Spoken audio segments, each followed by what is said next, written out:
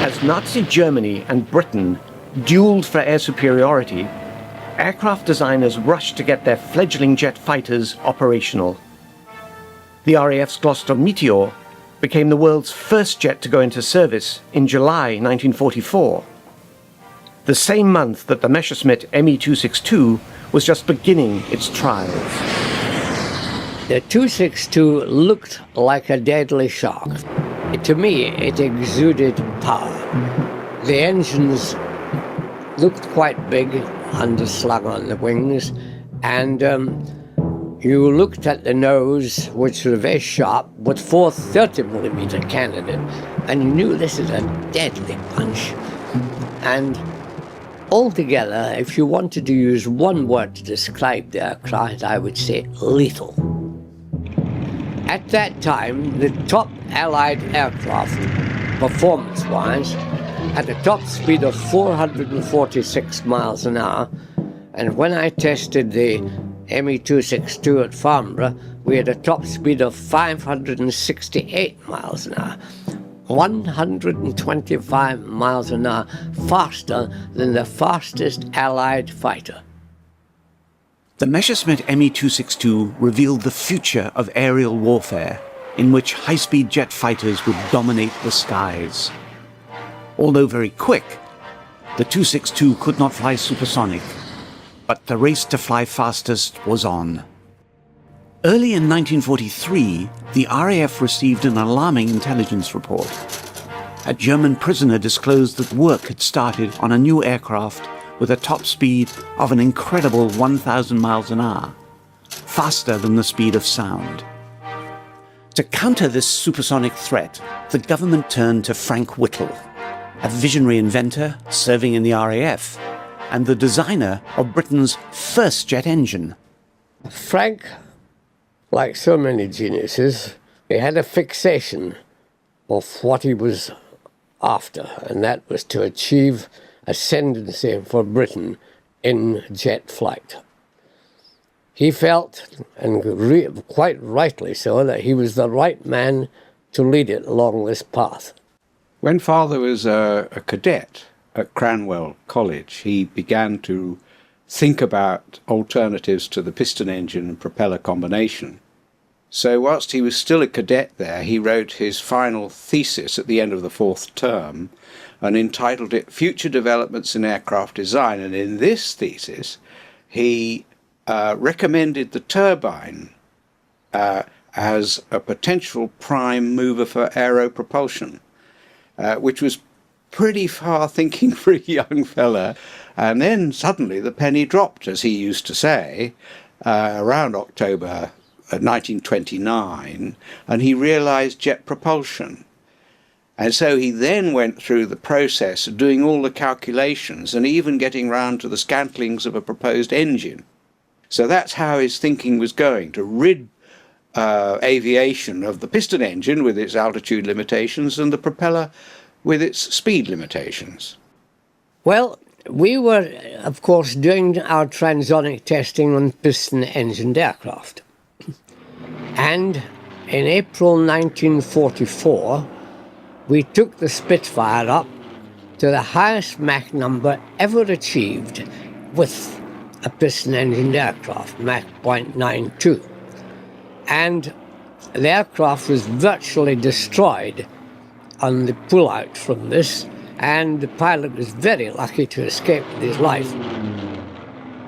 And we realized we were at the end of the road, frankly, because a piston-engine aircraft will never achieve supersonic speed because of the drag of the propeller.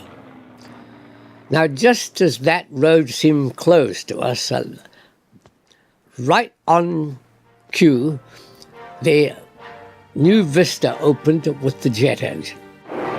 The Me-262 had demonstrated that German aviation probably had the capability to develop even faster aircraft. The British intelligence report of a 1,000-mile-an-hour Nazi jet fighter gave Whittle the opportunity to demonstrate his prowess in jet engine design. There's a lovely painting of the first engine called the Whittle unit. When it was first started up on the 12th of April 1937, it shows him standing by the engine, which had accelerated away out of control when they first tried to start it. But it stopped at 8,000 RPM approximately, and then the engine faded away and stopped, and everybody heaved a sigh of relief. Well, the only person left standing by the airplane was Frank Whittle, because everybody else had fled. And people asked him why he didn't run away, and although he used to say, well, he was rooted to the spot by fear, I think really it was his baby, and he just couldn't leave it. And so he did stand with it until it decelerated and everybody came back. Frank Whittle's revolutionary jet engine, the W2700, would need enough thrust to punch a plane through the sound barrier. It would be the power plant of a British supersonic aircraft whose goal was to reach a speed of 1,000 miles per hour. The aeroplane was the M52. Tom, no idea what that looks like. A toast rack. The company chosen by the Ministry of Aircraft Production to build the supersonic jet was the Miles Aircraft Company. Jeremy Miles was a small boy when his father's firm got the contract. Presumably that's why they changed that. Yeah. That is interesting. Yeah, quite an early stage. It is an odd choice to choose a company which had a reputation for making small wooden aeroplanes to develop and build the first supersonic project. But bear in mind that the company, Miles Aircraft, had a reputation for most innovative prototypes. Their background was in racing and in making high-speed trainers. They were very, very advanced thinkers, there's no doubt about it. No other aircraft company in the country was anything like them.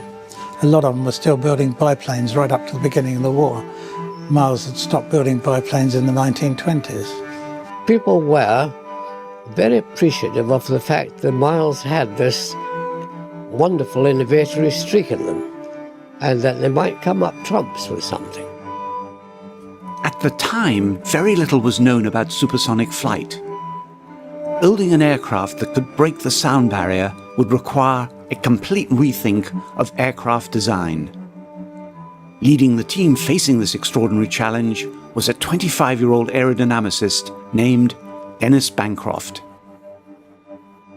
Well, it all started on the 9th of October 1943, when F.G. Miles was called up to the ministry and presented with a small piece of paper like this, which says, would he like to, or could he design and produce an aeroplane, another research aeroplane for the ministry.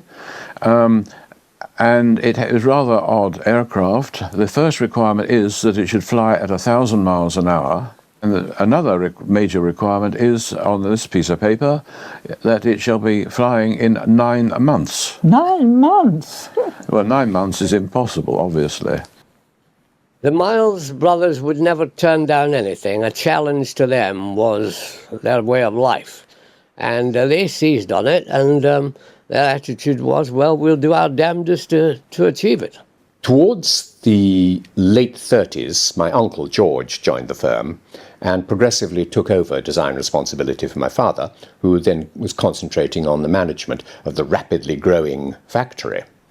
By the time the M52 came along, George was chief designer, and Dennis Bancroft was the leading light on the design of the M52.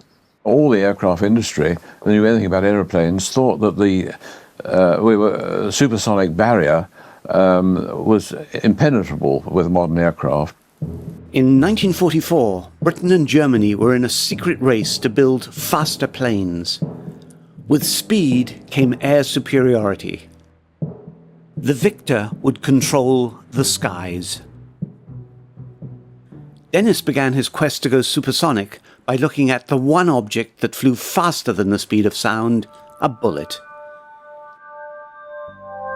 In the 19th century, the speed of sound had been recorded during experiments with bullets. In recognition of the Austrian experimenter Ernst Mach, the speed of sound was designated Mach 1, 660 miles an hour at altitude, or 760 miles per hour at sea level. But of course, a bullet goes from high supersonic speed down through to normal, whereas an aircraft goes from normal up through to so they were going in the opposite direction, which made a complication. British ballistic researchers advised Dennis that drag could increase by up to 4 times as the aircraft moved from Mach 0.9 to Mach 1.1. On the only surviving blueprint of the M52, Jeremy Miles discovers how Dennis was modifying the frontal area of the fuselage to reduce drag. That's interesting.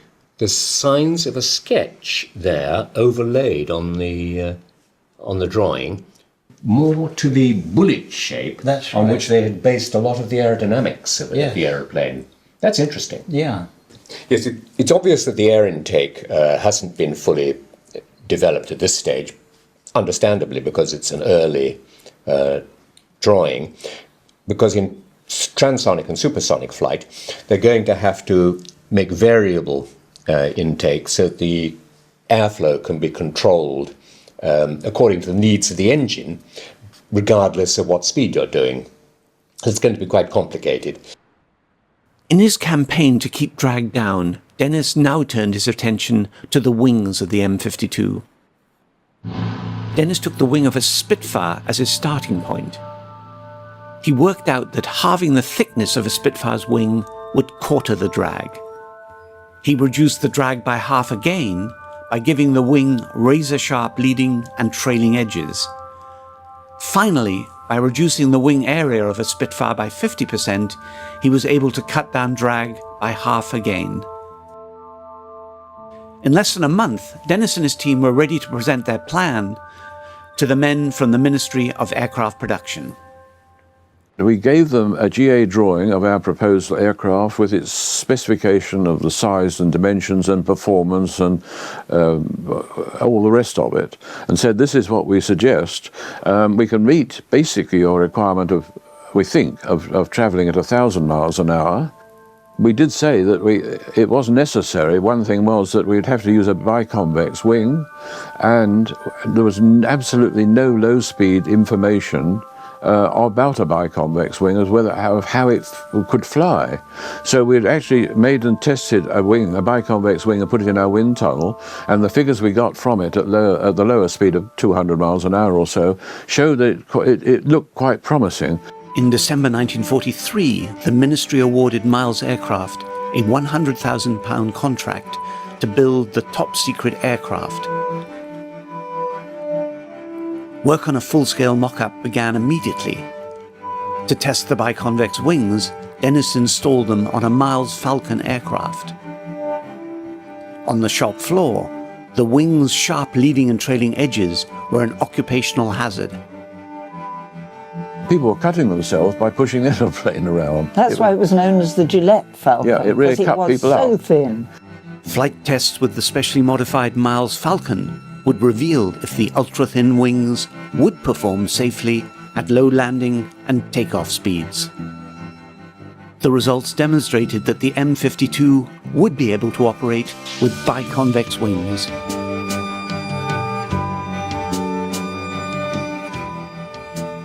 In its brief, the Ministry had specified that the M52 must have an all-moving horizontal stabilizer.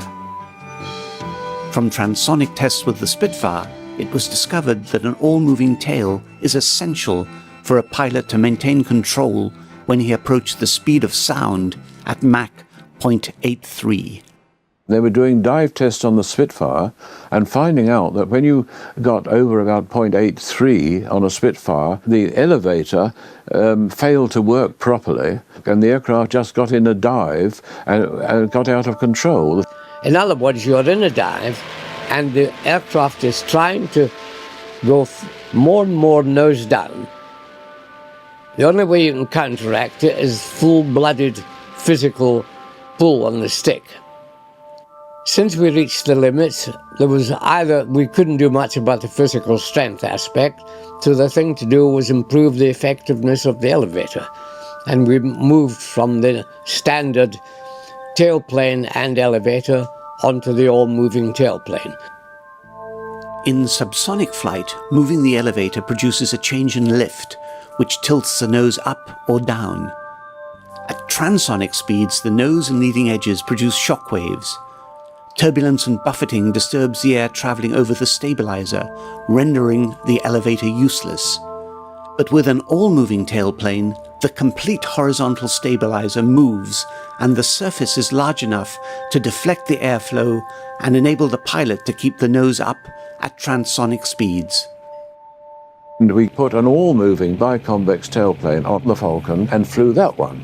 And so the pilots could do all the tests, so he could prove the aeroplane would take off and land and fly around and had good stalling, well, reasonably good stalling characteristics, nothing severe, and to prove that that was satisfactory.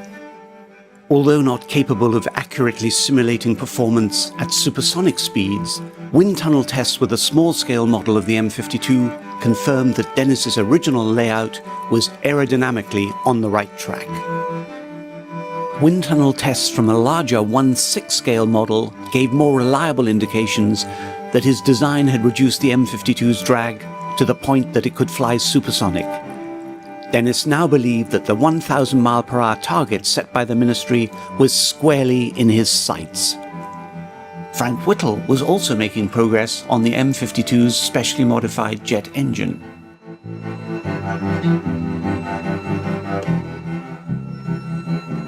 Given the desired thrust to punch a small aircraft like the M52 through the sound barrier to achieve about 1,000 miles an hour, it was calculated that they would need a thrust, I think, of around 7,000 pounds. And Frank Whittle, Dad, calculated that if he augmented the thrust of the W2700 engine by using an aft fan and afterburning, he could achieve a sufficient level of thrust for this small aircraft to get through the very high Mach drag factor to transit the speed of sound.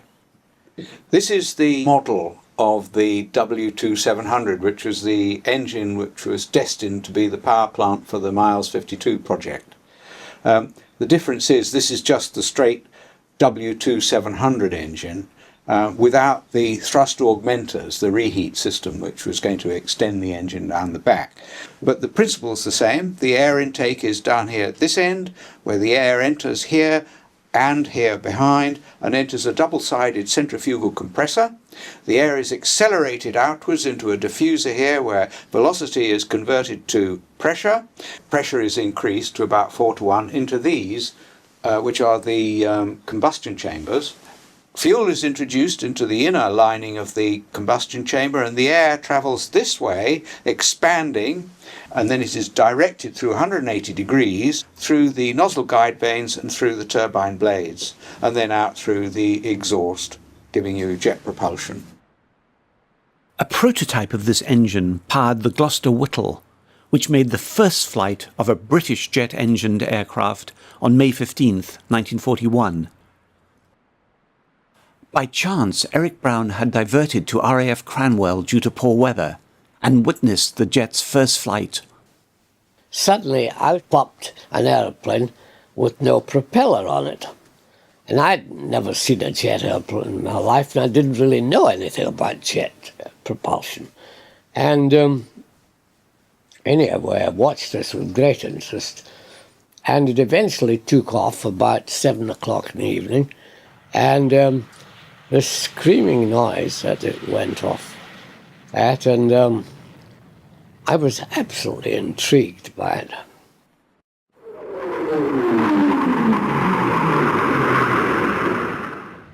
First thing that strikes you as a pilot flying a jet aircraft is the marvelous view you have. There's no big engine sticking out in front of you. Second thing is when you get in there, the total lack of vibration, which you have so much in piston engine aircraft. And thirdly, the lack of noise. There may be a lot of noise outside, but you're sitting ahead of the jet engine and there's virtually no noise at all. So these were the three big impressions. I think the advent of the jet engine is probably the most significant event that has happened in aviation since the first flight of the Wright brothers. Jack Whiting was an engineer with the team responsible for increasing the thrust of the Whittle engine to be used in the M52. Jim Hodge, the designer of the No. 4 augmenter, showed me his calculations and proved beyond doubt that we would indeed achieve 1,000 miles per hour. I went through his calculations and I have to admit that I couldn't fault them. But at the same time, Frank Whittle did say, "I sometimes have a feeling myself, Jack, that we could choke, but I think we're on the right track." Whittle was going to give us a jet engine which would be given a huge amount of excess thrust by having, for the first time after burning, sometimes it's called reheat, sometimes it's called augmentation. What it means is you are going to burn raw jet fuel in the jet pipe, and this will give a tremendous amount of excess thrust. He seemed, when he was talking about it, that he felt confident he could achieve the desired thrust. But of course he wasn't in charge of the airframe, and the problems of the intake, where you've got to reduce the supersonic flow to subsonic at the point where it enters the compressor, that was a little bit of aerodynamics being handled by others, I would say. Creating the variable air intake required by Whittle's engine and designing the airframe that would cocoon it was a major challenge for Dennis. The engine itself is a complicated thing, but quite a lot of the engine itself is just a duct, a large duct of about 3'6" in diameter, and it's red hot on the outside and full of these high temperature gases, so you can't put a structural member through it. You can't put anything through the engine. Whittle decided that they wanted the engine as a complete unit to be fitted to the airframe, because you couldn't really get it and service the engine easily because of the airframe being surrounded. So we had to provide the airplane with a hole in the middle, 3'6" in diameter, the airplane was then put vertically upwards in a hangar, and the 18-foot odd engine was then dropped down from the top, down inside the engine while the aircraft was vertical, and screwed in place, and then the airplane turned up in its normal position. With the engine filling up so much of the fuselage, there was not much room for fuel, nor the pilot. It was necessary to have the smallest frontal area possible, so you couldn't really put the pilot anywhere else except right in front of the engine, because if you put it above or below or anything, it would increase the frontal area very considerably in the drag. The pilot needs about the same 4-foot diameter, roughly, 3'6", 4-foot diameter cockpit as a minimum, and you've then got to get air in as well. So you have to have a very small cone, which is obviously the only place is fitted at the front. So that's why he was at the front. The minuscule cabin meant that Dennis needed to find a test pilot who was no more than 5'6" tall. Fortunately, one of Britain's best test pilots, who had earned the nickname Winkle for his diminutive stature, was short enough to squeeze into the M52's cockpit. But in the event of a critical emergency at supersonic speed, how would Eric Brown escape? Pulling back the canopy and bailing out was not an option at 1,000 miles per hour. The whole nose of the M52 was an escape module. In the event of an emergency, the pilot could fire 4 explosive bolts, which would disconnect the nose from the fuselage and also project it forward, so it would escape from the main body of the aircraft. And it would then deploy a drogue which would slow up the nose to a speed at which the pilot could then bail out manually from the capsule. In 1944, the United States became aware of the M52 supersonic project. The Bancrofts recall an official visit to the M52's secure assembly area by a small delegation of American aviation specialists, including a representative from the Bell Aircraft Company. The Americans were also given a demonstration flight of the Falcon, with its biconvex wings and all-flying tail. We had been instructed to give every detail of the plane and of the project to the Americans, and the drawings, and answer all questions, and they were then going to have us going over there to get all their gen 3 weeks later.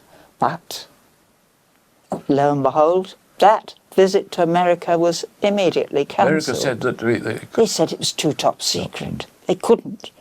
Everybody thinks it's because they hadn't got anything to give. Quite. When we talked to them, we found that they knew pretty well nothing about supersonic flight at all.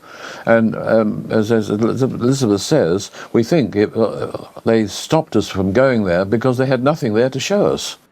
Just when Dennis and the M52 team believed they were on the home straight for the first test flight, they learnt that Bell Aircraft had been given the task of building America's contender for the first plane to fly supersonic. The end of the war put the Germans out of the supersonic race.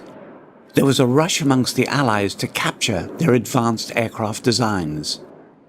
It was revealed that unlike the M52's straight wings, German aerodynamicists favoured swept-back wings for their high-speed aircraft. It also surfaced that the typist transcribing the intelligence report had accidentally substituted miles for kilometres. The German prisoner was describing an aircraft that could fly 1,000 kilometres per hour, not 1,000 miles an hour. Germany's DFS rocket-powered reconnaissance aircraft eventually achieved 900 kilometres an hour. Although unfinished at the end of the war, the prototype was taken to the Soviet Union, rebuilt, and achieved this speed. But on its third test flight, the aircraft suddenly stopped responding to the controls. The pilot successfully bailed out, using an escape capsule similar in concept to that of the M52. With Germany's demise, the United States was now the M52's main competitor in the race to break the sound barrier. The American Bell X-1 had moved quickly from blueprint to cutting metal. The X-1 was rolled out of the hangar ahead of its British rival in December 1945. However, Bell was forced to delay test flights for a year because of problems with the rocket engines. There's no doubt about it. We were the foremost nation in the world. We were ahead of the Germans in transonic testing. And the Americans acknowledged this. By early 1946, the M52 team were confident that they would win the race to go supersonic. But on the 13th of March, Dennis received a stunning blow.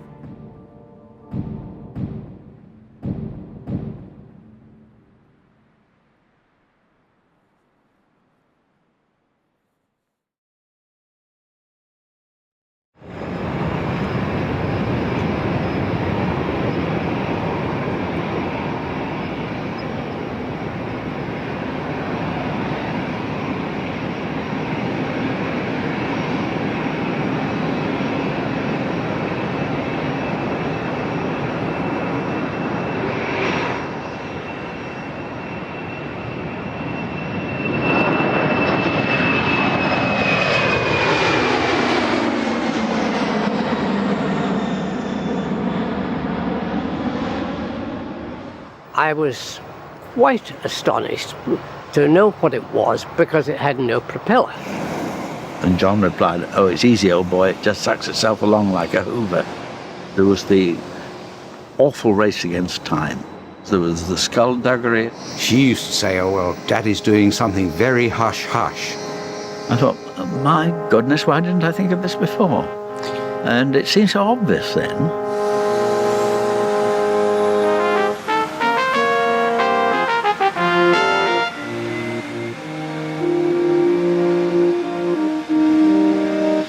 small English church is the last resting place of a man who didn't just change the face of the earth. He enabled us to see what it actually looked like. His name was Frank Whittle. This is the story of how he invented the jet engine. He overcame all the odds, only to see the British government almost throw his idea away and miss a chance to shorten the Second World War.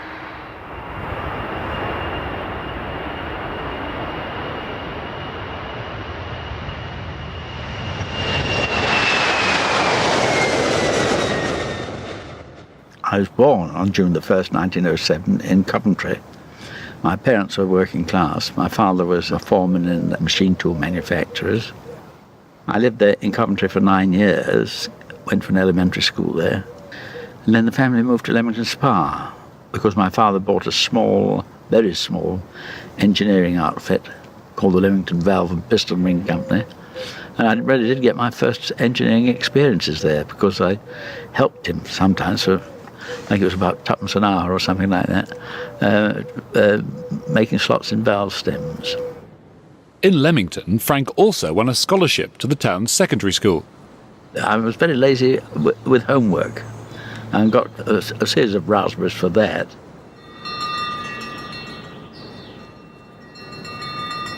But at the end of term, I would often do quite well. For instance, I'd come top of maths, something like that. I never did win a prize at school.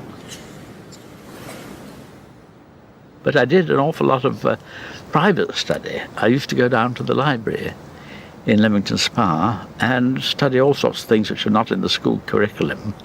And that was where I first started to learn about gas turbines.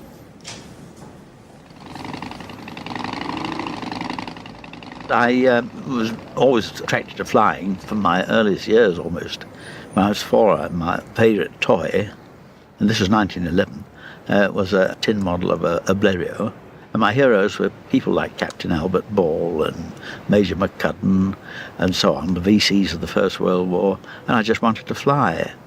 And also I thought that boys in the uniform of aircraft apprentices looked very good, so I decided I'd like to wear that uniform and applied to join as an apprentice. The Royal Air Force, however, rejected young Whittle. He was too small.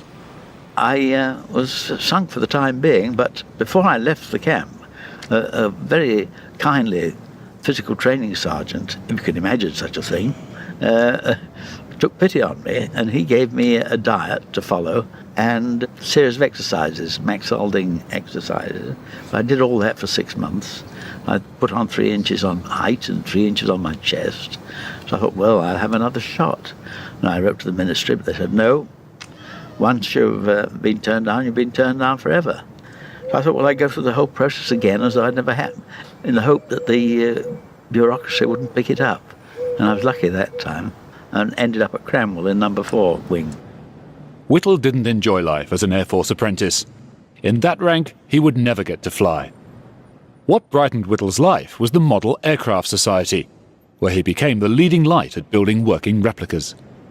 So much so that the initials BWMAS, which stood for Boys Wing Model Aircraft Society, was, most people said that meant Boy Whittle's Model Aircraft Society, because we were known as Boy Whittle, Boy Smith and so forth in those days. Whittle's skills at making model planes singled him out to the authorities. Perhaps he might be officer material. There were to be 5 cadets selected from number 4 wing at Cranwell, and I was number 6 in the passing out list. So when the number 1 boy failed because of his eyesight, it made me eligible. The founder of the Royal Air Force had his doubts, though. Lord Trenchard nearly stopped it, because I hadn't been a leading boy and I hadn't made no kind of a name in sports, on which a lot of weight was put in those days. Whittle's CO had a compelling reason to make Trenchard think again. He thought that he'd got a mathematical genius. It was this natural gift that got Whittle a cadetship. Less than 1% of apprentices made the huge step to join the elite in the Officers' Training College at Cranwell. Although this was next to the apprentices' wing, it was socially another world. one that shared the culture of the public schools from where most of the cadets then came.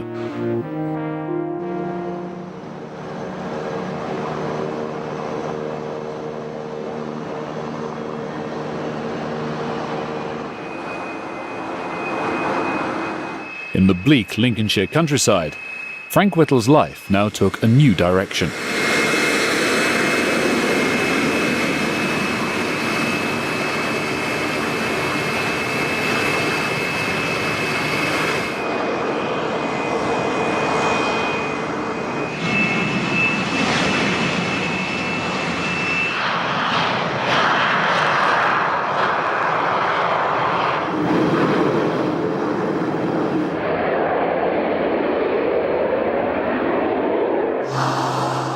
Cranwell provided a very intensive education for Whittle.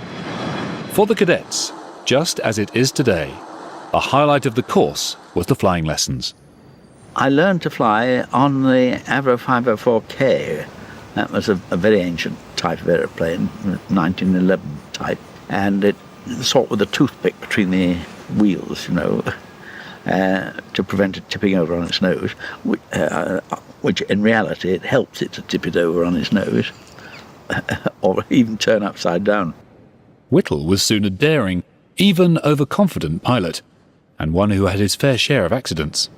I have to confess that I wrecked 2 or 3 aeroplanes. 3 at least, yeah.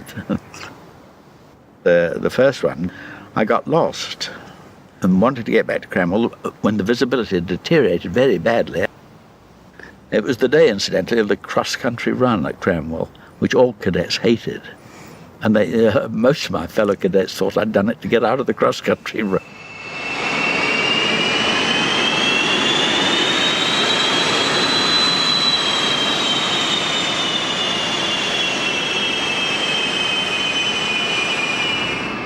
In between learning to fly and studying at Cranwell, Whittle first conceived the idea that would make him famous. It all started with a student thesis. All cadets had to write a thesis, and I chose future developments in aircraft design, rather ambitious, and rather concentrated on the engine side. But the main thing in that thesis was that I arrived at what I now know was the well-known Breguet formula. I wasn't familiar with it at the time, connecting speed, range, engine efficiency, and so forth. And to me, that meant that if you wanted to go very fast and far, you would have to go very high, heights of 50,000 feet, that sort of thing, at heights where the piston engine obviously wouldn't work, and at speeds which where the propeller wouldn't work. So I started to look for a new kind of power plant. Whittle prepared this paper during the first half of 1928, but his findings at Cranwell were the fruit of the 5 years he had by now been training there. My Cranwell thesis, when the professor marked it, he wrote on it, in effect, he didn't really understand it, but he gave me 30 out of 30, which I thought was quite satisfactory. Whittle envisaged flying speeds of 500 miles an hour, at a time when propeller planes struggled to reach 150. These machines were noisy and shook the pilot terribly. That's because their engines were actually car motors on a bigger scale with many moving parts. Whittle felt an aesthetic dislike for such power plants. The problem with the piston engine as you go up height, even though you supercharge it, is that the power drops off as the air gets thinner, and there eventually comes a point where it won't generate enough power to turn itself over against its own friction. Whittle's idea would use the same principle as a balloon filled with air. When this escapes, every child knows what happens. But it wasn't clear how an engine might recreate such a force. I considered a piston engine driving a fan inside a hollow fuselage, and then thought, well, why not throw that piston engine away, up the compression ratio of the fan, and substitute a turbine for the piston engine? And there was the turbojet. By now, Whittle had left Cranwell, but his search for this solution had preoccupied him ever since. It didn't come to me out of the blue for the simple reason that I've been trying to find it for 18 months. But just the thought, get rid of the piston engine and substitute a turbine, you might say that came out of the blue. Whether I was having a bath or whatever at the time, I couldn't tell you. Whittle's plan proposed just one moving part. This would be a shaft with a compressor, driven by a turbine at the other end. It would work like this. The compressor spins round, sucking air into combustion chambers at many times atmospheric pressure. Here, this air is mixed with vaporized fuel and ignited. The hot gas created expands through the turbine, turning the shaft, and escapes into the atmosphere. It is this continuous force which propels a jet aeroplane along. The turbojet concept brought with it so many natural advantages. A very big factor in favour of a jet engine was that when you went up high, the air temperature was very low, very cold, and that benefited the compressor a lot. It meant that you could get much better conditions for the compressor. And the other thing is that in a normal turbine, the velocity coming out of it is wasted. In the case of the jet engine, that was completely used. After the idea had come to me, I thought, oh, my goodness, why didn't I think of this before? And it seemed so obvious then. This was Whittle's moment of genius. He had seen the future of powered flight, and he was a pilot officer, aged just 22. I was at the Central Flying School at Wittering, doing the flying instructor's course. One of the instructors there was W.E.P. Johnson, who became a very good friend and colleague in later years, and he'd been trained as a patent agent. And he became very interested in my proposal. He thought it would work, and he helped me to draft a patent. Have you ever patented anything? No, I don't know a thing about it. Does a patent both publish and protect? That is the whole point of patents. But one thing's essential. File a patent application before touting the thing round, otherwise you haven't a hope. I'll tell you what, let's rough out a specification now. Fine, what do we do? Well, you make a rather better sketch, and I'll get on with the clever bit, the writing. Okay. Armed with his patent, Whittle offered his idea to industry. No one thought it could ever work. According to the theories of the time, there was this fundamental difficulty with gas turbines, inefficient compressors, inefficient turbines, and the other big snag was the materials then existing in 1929 wouldn't stand temperatures of more than, say, about 500 degrees centigrade. But I knew, or felt pretty confident, that they would evolve in the normal course of development, and of course they did. The positive young officer also went to London to put his revolutionary concept to the Air Ministry. Whittle fared no better when he met A. Griffith, one of the ministry's top scientists. I went to see Dr. Griffith and another scientist at South Kensington, explained the idea. It was very coolly received. Griffith pointed out an error in my calculations, and it was all rather depressing, you know. And then after that, I got a letter from the Air Ministry saying, in effect, that they weren't really interested and so forth. It didn't help that I hadn't then received an engineering degree. Soon after this rejection, Whittle seemed to have more bad news. After I completed the flying instructor's course, I very nearly got posted to number 4 FTS, Abu Sweir in Egypt. That would have been a real nail in the coffin of the jet engine if that had happened. Fortunately, the posting was changed. Whittle remained in Britain and served a year as a flying instructor. These were happy times for him. In May 1930, he married Dorothy Lee. During this period, he also got the chance to develop his exceptional flying skills. He was now one of the RAF's best pilots, and was chosen to fly in the Hendon Air Pageants, where he thrilled spectators with his skills at crazy flying. These were the red arrows of the day, and Whittle loved entertaining the public this way. At this time in Germany, a young scientist was eagerly looking forward to his first trip in an aeroplane. His name was Hans von Ohain. I always dreamed about the beauty of flying, My first flight with a commercial airplane, I believe it was a 3-engine Yonkers, was a great disappointment. It was so noisy and so vibratory that I felt the piston engine and propeller is not the good propulsion system. The elegance of flying is destroyed by it.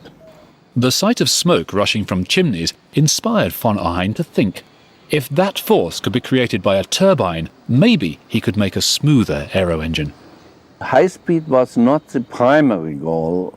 To me, the smoothness and low noise was more the starting point of my thinking. But as I thought about it, I noticed that, as a matter of fact, it will be capable of driving the airplane faster. Britain's Air Ministry had declined to keep Whittle's patents a secret. Freely available, they quickly made their way to Germany, just as the Nazis came to power. These patents were widely read in German aviation circles, at the same time that Hitler was rapidly building a new Luftwaffe. Whittle's idea aroused no such interest in Great Britain, and his own jet engine remained stillborn. Yet the Royal Air Force was certainly keen to nurture its inventor. After 4 years, every general duties officer had to specialise. He was given a choice between engineering, radio, navigation, physical training and so on. But I didn't get a choice because, having been pestering the Air Ministry with inventions, they just said to me, "You will be an engineer." Though they'd stopped sending officers to Cambridge, they decided that I should go. So I went to Cambridge in September 1934 to take the mechanical sciences tripos. Once at university, Whittle applied every piece of learning to his idea for jet propulsion.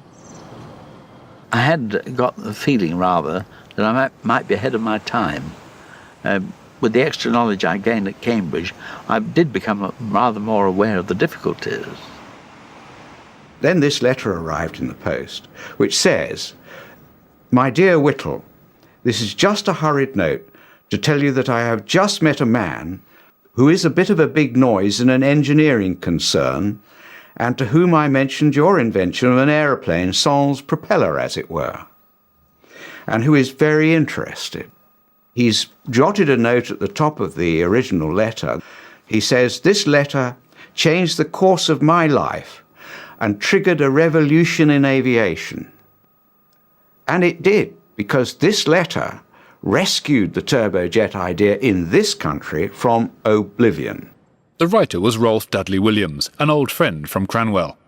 He visited Whittle at Cambridge with another former officer named Collingwood Tinling. And they approached me with the idea of forming a company and getting on with it, and they succeeded. A merchant bank was the catalyst.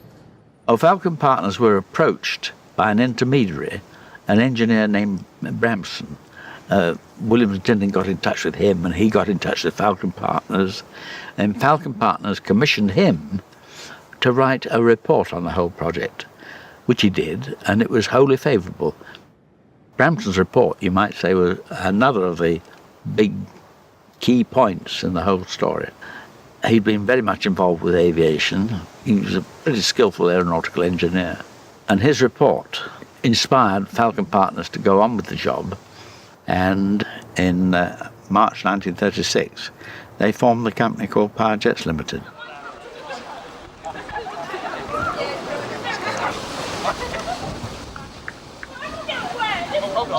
Whittle told his backers the project had a 1 in 30 chance of success.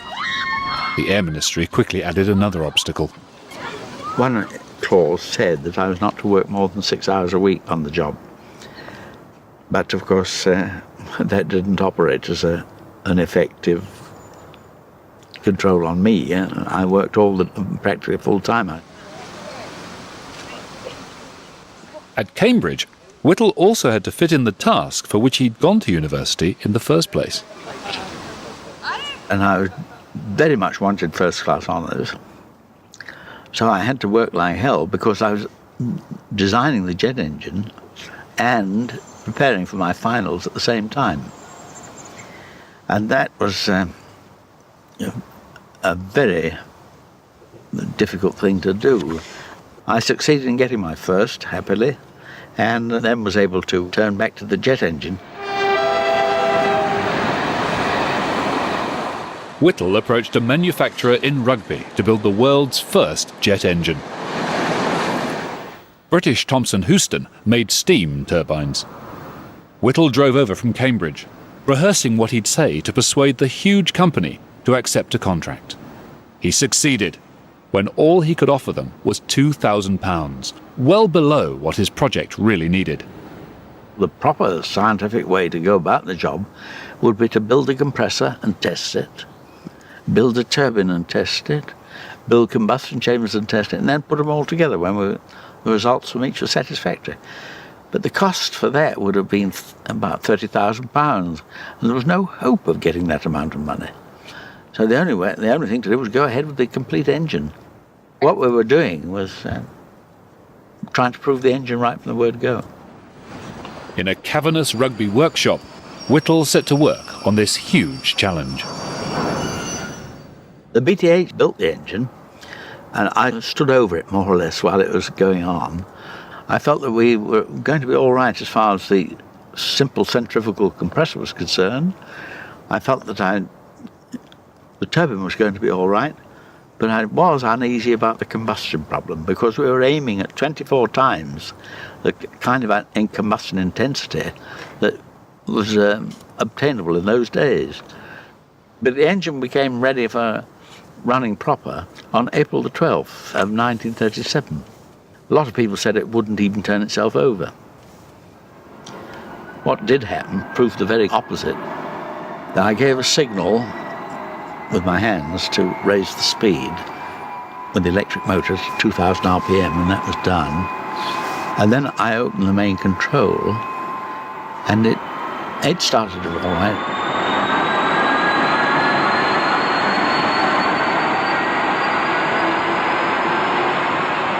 It accelerated out of control, and so did everyone standing around it. They all went down the factory like the wind. I didn't, because I was petrified with fright. I just couldn't move.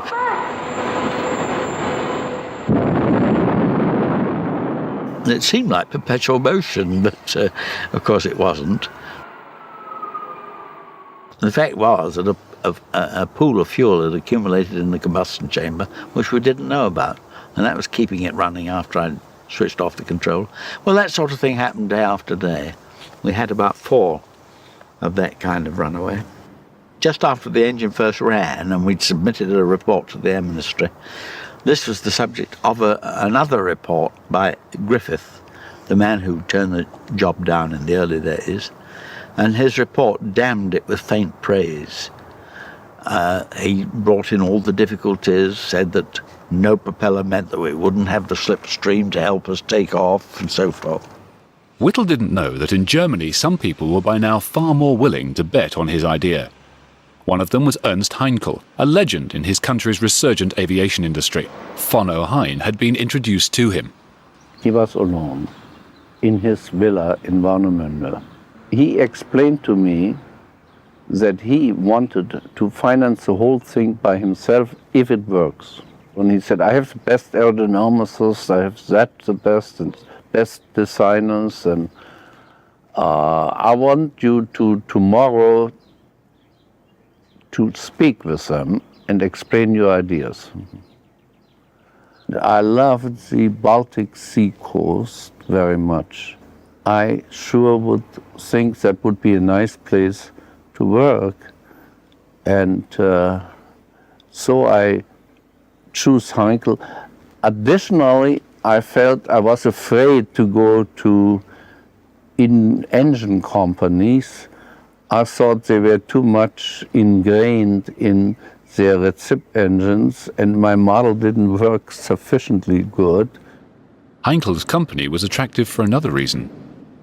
The whole development was very inexpensive, but when we would have asked for more money, we would have gotten it. So money was not a problem.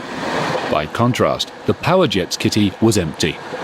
As the Nazi threat grew, Whittle had a war winner, yet Britain was set to abandon it. There were several things which hampered progress. In 1937-38, the worst was the tight financial situation. Our financial backers began to get cold feet. They had, quite unrealistically, expected that within a matter of a month or two, we would have an engine capable of flying in the stratosphere. Well, of course, we had breakdown after breakdown, and they began to lose heart. And they did not produce the money that they promised. The Air Ministry were very hesitant to help because we were in financial difficulty. After we'd first run the engine and shown that it at least was self-driving, they did agree to a very limited contract. The ministry's grudging help only created new problems. As soon as they gave us the contract, we came under the Official Secrets Act. That meant that we couldn't tell people what we wanted their money for. You can't go to someone and say, look, we've got a damn good idea, would you let us have some money? We can't tell you what it is, but it's very good. No, we couldn't do it. By 1939, Britain had spent just £7,000 on Whittle's jet. His very position on the project was perilous. At the end of June, he was actually due to leave Power Jets. On his last day there, Whittle had to impress an important visitor with his engine. On June the 30th of 1939, we managed to get a big breakthrough in the attitude of the Air Ministry, in that Pye, Director of Scientific Research, came up to see the engine run, and we managed to keep it going for about 20 minutes in his presence, and he became a complete convert. So much so that he agreed that an engine for flight should be ordered, and that an aeroplane to use it should be ordered too. When I drove him back to the station to get his train back to London, I had the curious experience of him explain to me all the advantages of the engine, that it could run on any fuel, that it was vibrationless, etc., etc. And I just sat quietly. I was only a squadron leader at this time. I thought, yeah, you're telling me, old boy. This, of course, was the big turning point in the whole job. The turbojet was saved for Great Britain, but Germany, unaware of Whittle's breakthrough, already had a jet plane. I was very certain that it would work. But, of course, you always feel there's a danger. And we had made not too many pre-tests. We ran the engine before it flew perhaps several hours at the very most. The support of a huge aircraft company had enabled Hans von Ohain to overtake Whittle. Heinkel's HE-178 was ready just days before war broke out. Test pilot Erich Varsitz was eager to take off. He started and then he disappeared. And after a while he came back and we thought, oh, he's landing. He didn't. He made another round and we said, oh my God, he must like it. But we didn't have the airplane very filled up with gasoline. He landed and stopped the airplane just where Heinkel stood. And he said everything functioned beautiful and the engine worked well, and he was really himself, very enthused. We had a nice festival. A jubilant Heinkel rang General Ernst Udet at the German Air Ministry. I learned later on he called Udet and he said, hey, congratulations, but let me sleep. That's an ungodly time. By now, Frank Whittle had been forced to move Power Jets from Rugby to a scruffy foundry at nearby Lutterworth. Ladywood Works was the name of the site. Today, there's nothing to show that history was once made here. But in these buildings, Britain slowly expanded its jet program. In 1939, we only had just a handful of about half a dozen. And then at the beginning of 1940, we began to build up a team, and I was very careful in picking real quality. You know, first-class honours Cambridge, first-class honours Oxford, Imperial College of Science. We were advertising. Of course, we couldn't say what we were advertising for. And when we were interviewing them, we couldn't tell them what we wanted them for, although I think some of them guessed from the questions we asked. Whittle's charm and enthusiasm at once inspired his new team to strive for the impossible. The noise and lack of space at Ladywood forced Whittle himself to work at Brownsover Hall, a country house nearby. Here he worked through the night, desperately aware that his work could shorten the war, and drove himself to nervous exhaustion. My memory of him really was just somebody always working. And when he was at home, if he took any time off, say Sunday, he would sit in his chair by the fire at Broomfield, and we'd be there with his slide rule, which of course people used in those days to do their calculations, and bits of paper all over the place, working, and a little bit of time for myself and my brother, but not much. Not much. As Britain entered its most critical phase of the war, the expanding team at Ladywood was galvanised by a new order to prepare engines for a prototype jet fighter. Codenamed F940, we know it as the Gloucester Meteor. As a potential war winner, getting it in the sky to fight the Luftwaffe now became the focus of their work at power jets. They did not know that Germany was by now developing its own twin-jet combat planes at Messerschmitt and Heinkel. The country's prototype jet, the HE-178, had not been a success, but its last flight was exploited to the full by its maker. Heinkel invited the Air Ministry to come, and the highest who came was Udet, and somehow Heinkel used that possibility to offer a new design of a two-engine fighter aircraft. And actually, he got the contract about 2 months later. The plane was the HE-280. The Nazis wanted it in 14 months. Heinkel passed this demanding deadline to von Ohain to build its jet engines. Heinkel wanted things very fast. He was very optimistic, very positive, but a little bit unreal and unrealistic in his time schedules. In Britain, the Air Ministry still wouldn't fund Frank Whittle properly, forcing power jets to work in impossible conditions. In addition to our continuing financial problems, we had many others, like having to use the same parts over and over again when they ought to have been scrapped. And of course that was linked with the finance, because we couldn't afford new parts. We had to make do and furbish up damaged parts.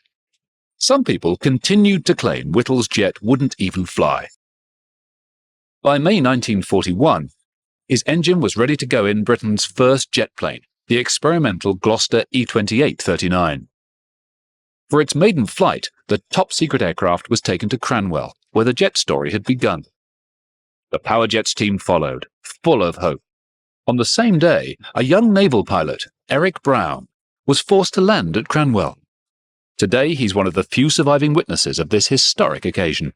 When I landed, I was a bit astonished to find so many civilians present. And when I went to check in at the mess and asked what was going on, there seemed to be almost an air of conspiracy about the whole place. And nobody would give a straight answer to this. We'd been out the day before for some taxiing trials. And then on the May the 15th, the weather looked as though it wasn't going to work out. So I went back to Lutterworth. That morning I went to the control tower to check if the weather was good enough for my en route flight to Croydon, but it obviously wasn't. And they said, would I mind doing a weather check for them? Anyway, I landed, and they said, would I be prepared to do a further weather test in the afternoon? And then we got a message to say that the weather was clearing, so I rushed back to Cranwell again. And in the evening, Jerry Sayre did the flight. An airplane was rolled out with a shape well, not so much the shape, but the construction of which I'd never seen before, because it had no propeller. And an extraordinary whining noise came from it, and it taxied out to the end of the runway, and after a while eventually took off. And I was quite astonished, to know what it was, because I'd never heard at this stage in my career of a jet aircraft. The various government ministries refused to film this remarkable event. Luckily, an unknown photographer grabbed it in secret. Jerry Sayer was sitting at the end of the runway, and a party of us was sitting just to the right, and he held it on the brakes and ran out the engine to full speed, released his brakes, and then he hopped off in about 600 yards. Quite an impressive takeoff. And he held it down level and then glide. One of my colleagues, Pat Johnson, W.E.P. Johnson, slapped me on the back. He said, "Frank, it flies." And in the tension of the moment, I rather rudely said, "That was bloody well what it was designed to do, isn't it?" And it landed successfully, and immediately it landed, it was absolutely inundated with people rushing out and congratulating the pilot. So I realized something quite extraordinary had taken place. People in the area hadn't heard that particular kind of noise before, and you couldn't really hide it, however secret it was supposed to be. One officer was said to have asked another one, "How does that thing work, John?" And John replied, "Oh, it's easy, old boy, it just sucks itself along like a hoover." Another story was that someone who claimed to have been an eyewitness said there was a Merlin engine inside the hollow fuselage with a little propeller. And he'd seen it. He was a reliable witness, he claimed. Well, everybody gravitated towards the officers' mess. And so I followed on, and there was quite a lot of hilarity going on in a corner of the room. I asked what it was all about, but still nobody would reveal what was involved. But it was quite obvious. It was something quite momentous. The flight vindicated Whittle. Britain's new jet plane was better than anybody had realised. One event particularly brought the point home. The ministry gave us permission to open up to 17,000 just for one flight. And at that engine speed, it did 375 or 380. Anyway, it was faster than the Spitfire. The news reached London and Winston Churchill. He ordered 1,000 Whittles. Alas, the E-28 could not be a warplane. Hence the disappointment felt behind the scenes up at Cranwell.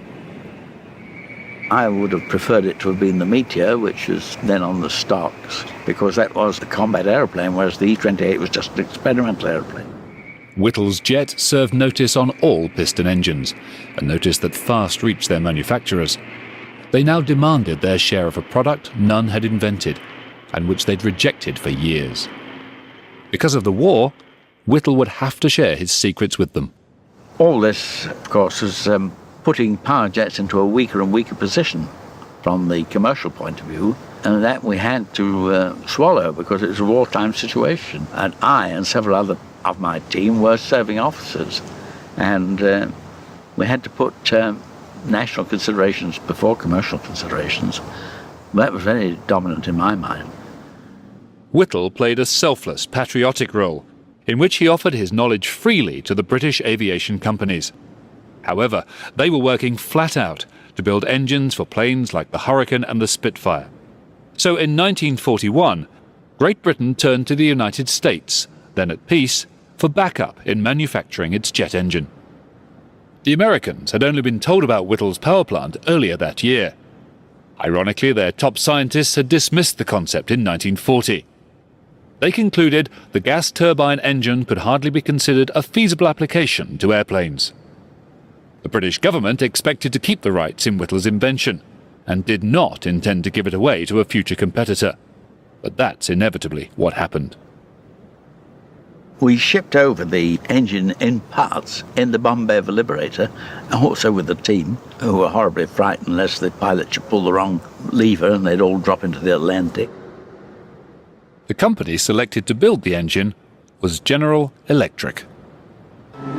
For America, the jet story began the night of October 4th, 1941, with the arrival of a highly secret engine assembly at a Boston airport. It was Britain's now famous Whittle turbojet, the first jet engine successfully produced and flown by the Allies. Gentlemen, I give you the Whittle engine. Consult all you wish and arrive at any decision you please, just as long as you accept a contract to build 15 of them. General Electric had that engine, their engine, version of the W2B, called the Type I, on test in April of 42, so just rather less than 6 months, which is astonishing. And even better than that, 6 months later, the Bell Aircraft Company had their twin-engine jet flying. It was agreed that I would go over and help them out. And so I went over at the end of May. I went to Lynn under an assumed name. They insisted I use an assumed name. I called myself Whiteley. There were times when I forgot it, like in the hotel I would waking up, sign for my early morning coffee, and forget that I was supposed to be using an assumed name, and of course sign the real one. I'm told that that didn't matter really, because the waiter was an FBI man. In the Great Republic, Whittle was treated royally, and he in turn was astounded by what he found there. It was most satisfying to see the work GE were doing because, well, they got on with the job so fast. It was remarkable, and their enthusiasm was most inspiring. And I thought at the time, if only I'd had that kind of cooperation a few years earlier, what a difference it would have made. In America, doctors found that Whittle was by now battling with severe ill health. Back in Britain, the problems that caused it had only got worse. The engine that was destined to be the power plant of the Meteor was a more powerful version of the experimental engine, really. There was no major difference. It looked quite similar from the outside. The Royal Air Force eagerly awaited the Meteor, but Powerjets was not allowed to produce the engines for it. That job had been contracted to a car maker, Rover. Gloucesters were getting on with the job fairly well, but Rovers were making an absolute nonsense of the engine. They just hadn't got the people who could do the job, and they thought they knew what to do. The situation became so bad that it looked as though there would be a complete hash of everything. The Rover were making such a poor job of the engine that the order for the production of the Meteor was cut right back. Rover tried to redesign its engines and held up the Meteor by 2 years, but there was also dirty work.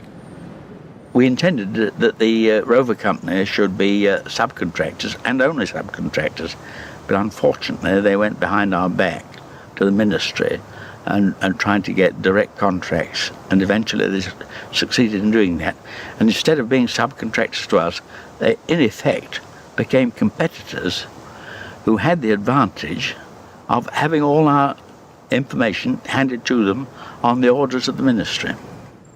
In December 1942, a solution was at last found to the problems with Rover. Rolls-Royce took over the job of building Whittle's engines. But the mighty company would only weaken Powerjets further. Ernest Hayes was the chief executive of Rolls-Royce. He was responsible for the Rolls-Royce part in taking over the jet development. Of course, he had come to realize that this was the future of the aero engine. And since Rolls-Royce then were one of the most prominent aero engine firms in the world, he wasn't going to be left out. I would call him an honest rogue, because when he was going to do the dirt, he told you he was in advance. And one of the things he said to me on one occasion was, he said, "We're going to be the center of this job, and nothing you can do will stop us." By 1943, the Rolls-Royce having made such a big difference to the prospects of the engine, the ministry agreed to reinstate the production of the Meteor. With Whittle's engines, the plane finally made its first flight that year. Yet it should have been ready 2 years earlier.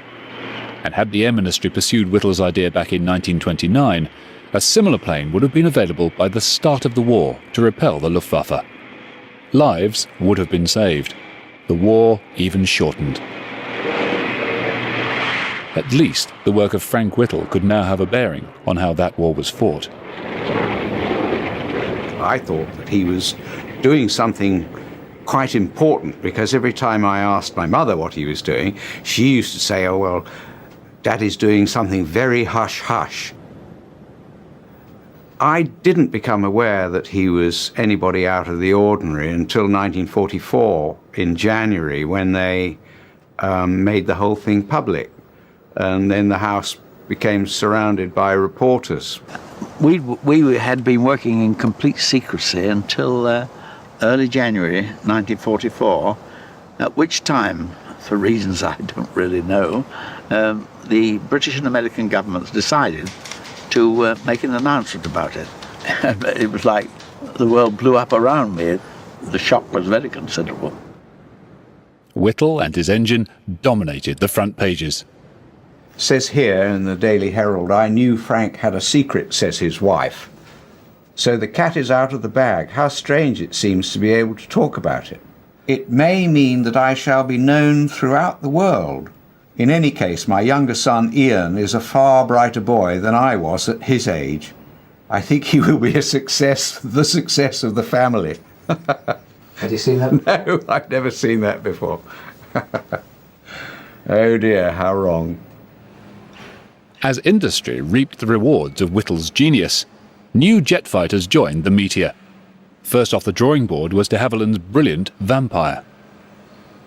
The pilots loved their new equipment, although the planes remained highly secret, as Eric Brown discovered when he came to fly them. When I was allotted to the jet flight at Farnborough, of course it was a top secret flight, and it was in a hangar at the far side of the airfield, well away from the main activity, and there were RAF regiment guards there with guard dogs, so it was very highly guarded at the time. Once inside, the plane was a revelation to Brown. We're getting into the cockpit of a jet airplane for the first time. You are struck by the wonderful view, because in a tricycle undercarriage, no propeller or large engine ahead of you, it is quite remarkable. And once you start up the engine, although to listen to a jet, if you're outside the cockpit, it sounds thunderous. When you're in the cockpit, it is incredibly quiet. Frank Whittle often visited Farnborough to check how his invention was performing. It was quite obvious he was itching to get his hands on it and fly it.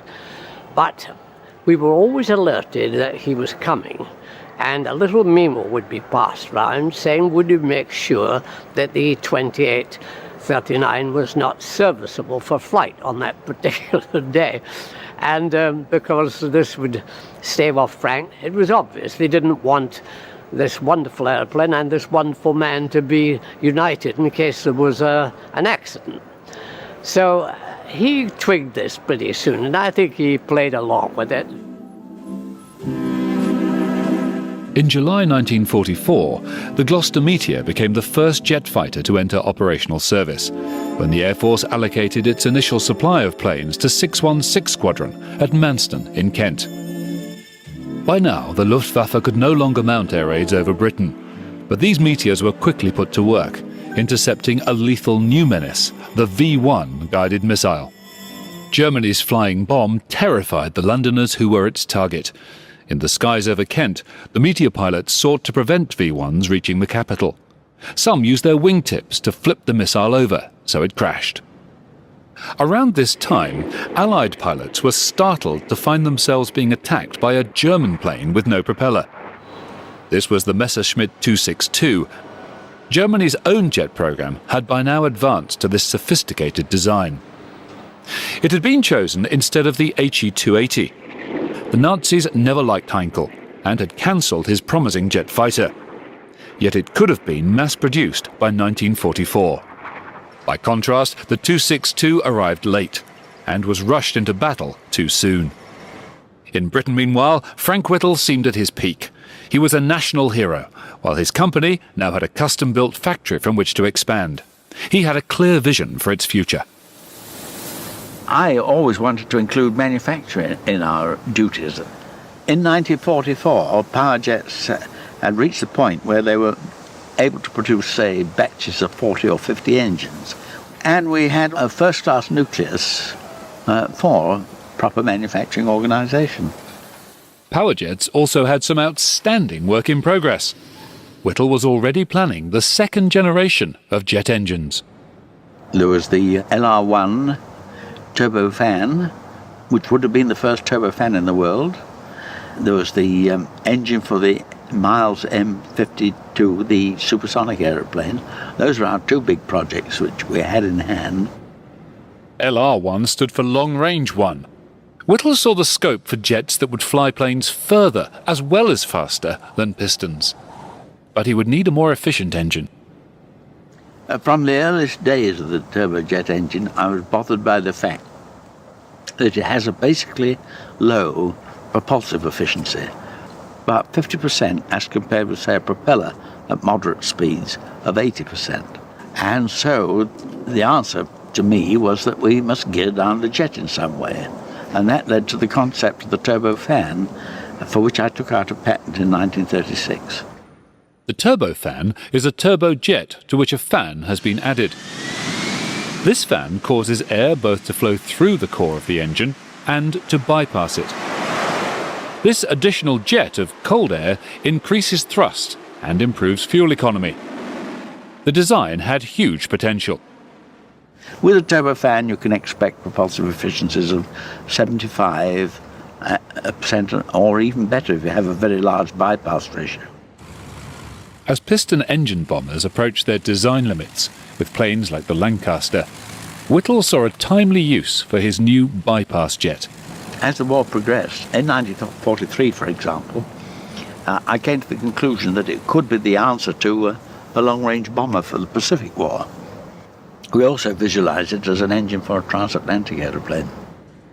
Whittle was already predicting long-range jet airliners and the kind of engines they would need.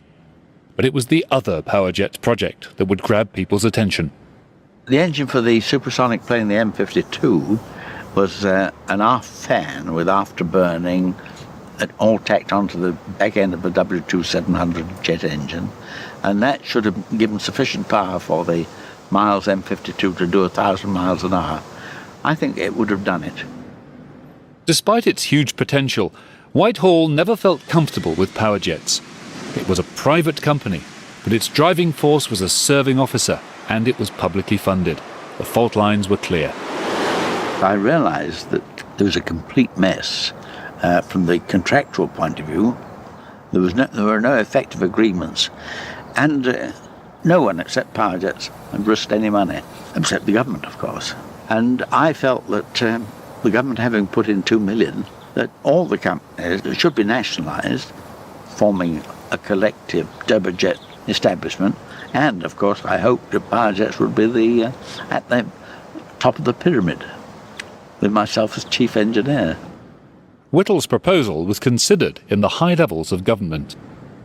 Sir Stafford Cripps, the Minister of Aircraft Production at that time, used what I'd said to get the ministry out of the mess that they created by nationalising powerjets only, which relieved them of all their undertakings. It was expected that powerjets would still continue with its advanced engine projects. But then other firms began to create difficulties. They said they weren't going to have the government competing with private enterprise. So considerable pressure was brought to bear on the ministry. And the minister caved in to the large aero-engine companies. So we, the people who had pioneered the whole thing, were deprived of the right to design and build engines. Sorry. That was too much for myself and my leading team members, and most of us resigned. The supersonic plane and the turbofan project had by then been cancelled. The civil servants found a reason to justify this loss. Believe it or not, the minister said that people wouldn't want to fly at speeds more than about 250 miles an hour. As Whittle left powerjets, he was acutely aware of the commercial opportunity that was now at stake. The position in 1945 and 1950 was that Britain was really ahead of the world in all forms of gas turbine development, but stupidly we allowed the lead to slip away. In 1945, the Allies discovered the Germans' impressive range of jet planes and their designers. After the capitulation of Germany, I was at that time in Farnborough the CEO of the captured enemy aircraft flight. So I was sent to Germany and to look at their advanced aircraft, and also at the same time to interrogate their designers and test pilots. Amongst them was von Ohain, and naturally I wanted to know what his connection with the Whittle patent had been in Germany. But he was not going to answer this question. He was very non-committal and sidestepped it as much as he could. Brown flew the various German jet planes, including the Messerschmitt 262. The Allies already knew that its engine, the Umo 004, was a sophisticated axial flow design. Now they could compare its performance with that of the less complex British jets. So a more efficient engine in many ways. It was highly unreliable. The Umo 004 in operational service had a scrap life of only 25 hours. And the engine, when I flew this engine, I found it extremely sensitive and difficult to handle because it did not like quick throttle movements, either accelerating or decelerating. Any quick throttle movement either way could possibly cause a flame out of the engine. Whittle's jets were more reliable, but he could take them no further. The course of events brought anguish. I think my mother was most distressed by what was happening to father. She was most distressed. I could remember her crying about it at times because she would tell me, "Oh, Daddy's so unwell because of what's happening, and it is such a shame, and how can they treat him like this?" Yes, it's very sad for her. He managed to soldier on in the RAF, and he was an Air Commodore in 1946, but in the end, by 1948, he'd been declared as unfit for flying, and somehow that was the last straw, and he and the RAF both agreed that he should retire, and he did. It's been very sad for him. Oh, very sad, yes. The Air Force was everything to him. The public knew none of this and saw a war hero receiving his just rewards. In 1948, Whittle went to Buckingham Palace to collect a knighthood. He also had a financial award for his invention, which was good for the time. Worth nearly £3 million today, it would soon become clear he was greatly under-rewarded. He sought a role, but his stature made him hard to place in an industry he himself had founded. No engine maker hired his services. In many ways, I paid quite heavily for the work I did. There was the awful race against time. That dominated life. On top of all the technical difficulties, there were the financial difficulties, there was the skullduggery of people who were messing things up, and it was frustration after frustration, and it took its toll. I began to have a series of nervous breakdowns, and for years, it was years before I really recovered my health.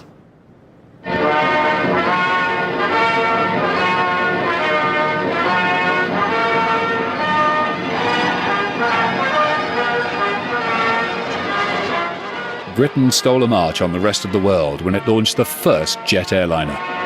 The beautiful new plane, with its 4 engines, was a fruition of all Frank Whittle's early visions. First, after he left the RAF, he turned his mind to the introduction of the Comet, and he joined BOAC as a consultant to help them introduce the Comet into service. He was very worried at the time that the thing was being rushed into service.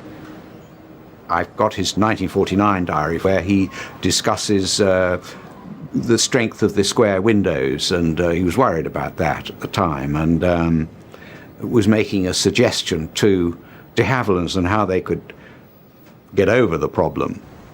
Whittle's advice was ignored. The Comet crashes which followed were caused in part by its square windows. With time on his hands, Whittle travelled and tried to recover his health. He also turned to writing his memoirs.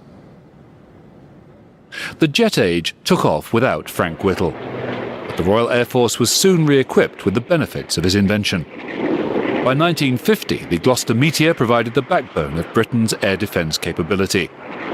It was a fitting outcome to all the secret toil of the Power Jets team in the dark days of the war.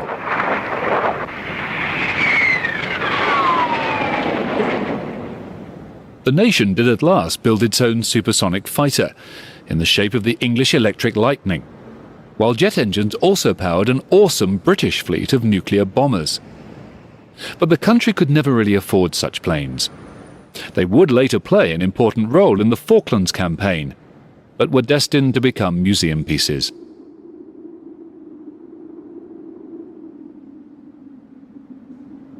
British civil jet planes fared little better. After the Comet crashes, it was Boeing 707 which brought long-range jet travel to the masses. By 1960, airlines were mostly buying their planes from America. That year, the bypass engine entered service. Turbofans soon followed. With their far better fuel economy, they were just what the airlines needed to realize low-cost global travel. For Frank Whittle, it was the ultimate vindication of his wartime vision, and revealed the sheer folly of cancelling his pioneer turbofan. Yet he never worked on jet engines again, and memories began to fade of how the story had begun. I think in this country they were beginning to forget all about Frank Whittle by the 60s and 70s. It was all so different in the United States. They were so much more gung-ho. They were very good at slapping him on the back and telling him what a good chap he was. In 1976, Whittle went to live in America. I think he felt more recognised over in the States than he did over here. After the war, Hans von Ohain had himself moved to America to work on jet propulsion for the US Air Force. Fascinated by each other's work, Whittle and von Ohain became good friends. Back across the Atlantic, Britain eventually rediscovered its genius of the jet. By 1986, even the Queen took a hand and awarded him the Order of Merit. And other honours came along following that. So I would say from about the early 80s onwards, people began to remember who it was who was the prime pioneer of the turbojet. And also a man with a profound legacy. Today, we make almost 1.5 billion air passenger journeys a year, cheaply and safely, thanks to Frank Whittle. He shrank the world, but his gift to Britain is less appreciated. Its famous plane makers have departed, but today, Rolls-Royce is a world leader in building jet engines.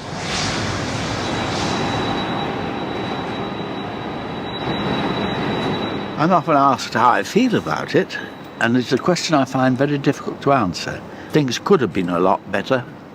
We could have had a much bigger influence in the war than happened. But when I see what's happened in the way of civil aviation and military aviation too, but particularly civil aviation, I can only say it's extremely satisfying, especially when you see something like the Concorde. And one of the things, you see, I never foresaw when I was working on this thing, is that I would be a passenger crossing the Atlantic in 3.5 hours. And incidentally, another thing I didn't foresee is that I would have a son who would be flying 747s as a captain in Cathay Pacific. Kai Tak Aerodrome at Hong Kong had a very interesting approach, a curved right-hand turn right down to almost a touchdown. And when Father came with me in the back of in the cockpit in a Boeing 747, he was very startled when he saw that his son was flying an airplane at 1,000 feet straight towards the foothills and then making a steep final turn, which of course was quite normal at Kai Tak. It was the way you had to do it. I hadn't briefed him, unfortunately, so he was very white-knuckled by the time we landed.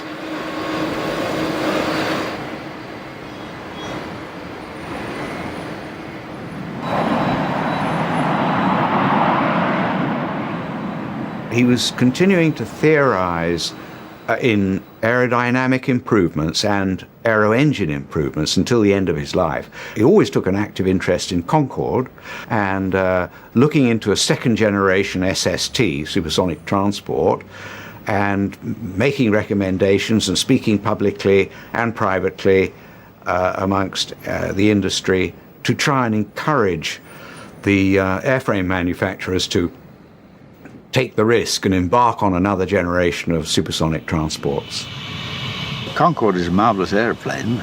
I've flown it many times, but I'm looking forward to the next generation of supersonic transports, which I think should be capable of carrying 300 passengers for distances of the order of 4,500 miles, like San Francisco, Tokyo, at speeds of about, a Mach number of about 2.3, that's getting up to 2,000 miles an hour, as compared with the Concorde's 1350. But beyond that, I think we're going to see even much higher speeds than that in due course. Unfortunately, they're going to be very expensive propositions. Sir Frank Whittle died in August 1996, assured of his position as the greatest aero-engineer of the 20th century.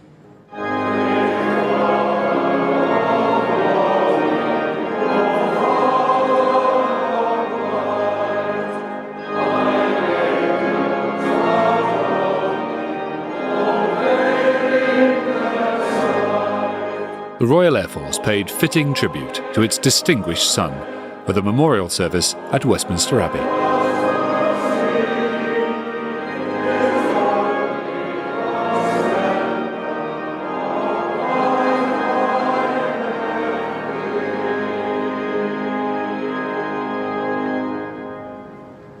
He and I had wanted the opportunity to fly together, preferably in an open cockpit biplane, so that together we could loop and spin and climb and dive. This modest ambition was never realized for one reason or another. The nearest we got was when I flew him to Hong Kong in a Boeing 747. On the last morning of his life, I leant over his bed and said, "Dad, let's put on our kit and go flying." He opened his eyes and looked at me and smiled. That evening, with Hazel holding his hand, he died. And I wondered if he went flying, and if he did, if he went on his own, or did he have a companion?